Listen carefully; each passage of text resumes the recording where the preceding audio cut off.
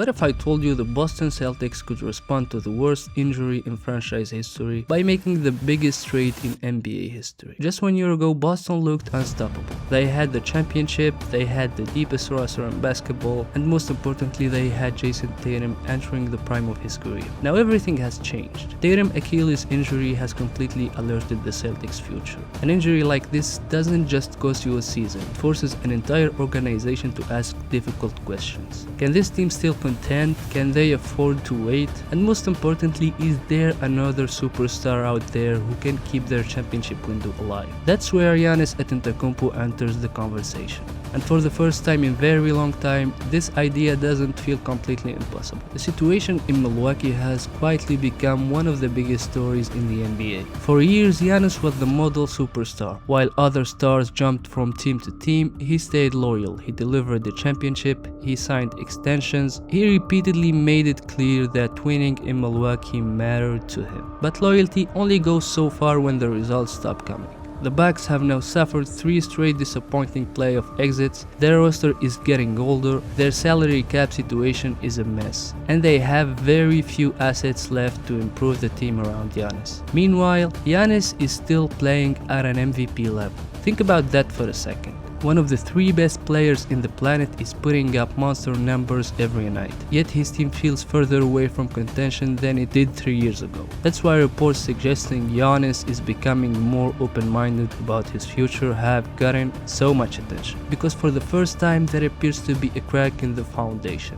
And whether a superstar become available, every contender start paying attention, especially Boston. The Celtics don't need Giannis because he's Giannis. They need him because of what happened to Tatum. Without Tatum, Boston suddenly loses its primary scorer, its offensive engine, and one of the most versatile defenders in the league. That's not something you replace with a role player. If the Celtics want to stay in championship conversation immediately, they need another superstar, and Giannis might be the only player capable of filling that void. The fit is honestly terrifying. Imagine a Celtics team built around Giannis attacking the rim, they're quite creating advantages, and Boston shooters spreading the floor. Defensively, it could be even scarier. Giannis has spent years destroying offenses as a roaming help defender, but him into a Celtics defensive system that already values versatility and switching, and suddenly you're looking at a team that could still finish near the top of the league despite losing Tatum. From a basketball standpoint, the idea makes almost too much sense. But that's where the problem begins, because wanting Giannis and actually getting Giannis are 2 very different things. The NBA's new collective bargaining agreement has made superstar trades significantly more complicated. Boston isn't sitting on unlimited flexibility. They are already carrying massive contracts. They're dealing with second April restrictions, and Giannis himself is making over $50 million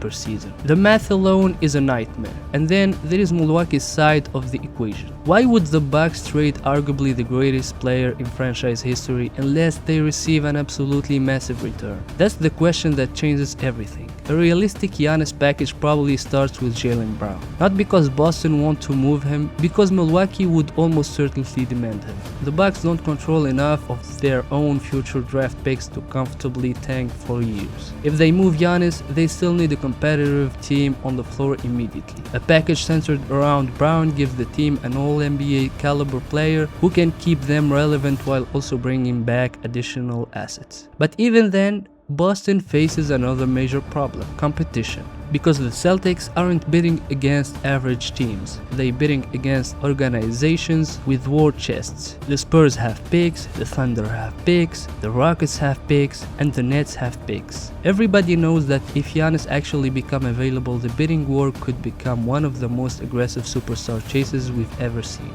And some of those teams simply have more assets than Boston. That's what makes this situation fascinating. The Celtics might have one of the strongest basketball arguments for trading for Giannis, but they may not have the strongest trade package. So where does that leave us? Right now, somewhere between possibility and fantasy, the Tatum injury gives Boston a reason to explore something this extreme. Milwaukee's uncertain future gives the Bucks a reason to at least listen, and Giannis potentially becoming available creates a scenario that would have sounded ridiculous just a year ago. But making the trade actually happen, that's the hard part. There are salary cap obstacles. There are roster construction questions. There are rival teams waiting to outbid Boston at every opportunity. Still, we've learned something important over the last few years. In today's NBA, the impossible has a funny way of becoming reality. Nobody believed Luka Doncic would ever be traded. Nobody thought some of the league's biggest stars would become available when they did. And that's why the Giannis to Boston rumor refuses to die. Because even the odds are low, the consequences are enormous. If the Celtics somehow pull this off, they don't just survive the Tatum injury, they immediately jump back into the championship conversation. If they fail, they may spend the next year simply trying to stay afloat while waiting for Tatum's return. So now the question becomes simple. If you were Brad Stevens, would you trade Jaylen Brown, multiple first-round picks, and potentially your entire future for a chance to pair Giannis with a returning Jayson Tatum? Or would you trust the core that already delivered Banner 18 and wait for your superstar to come back? Let me know what you think down in the comments, and don't forget to like and subscribe, and see you in another one. Peace.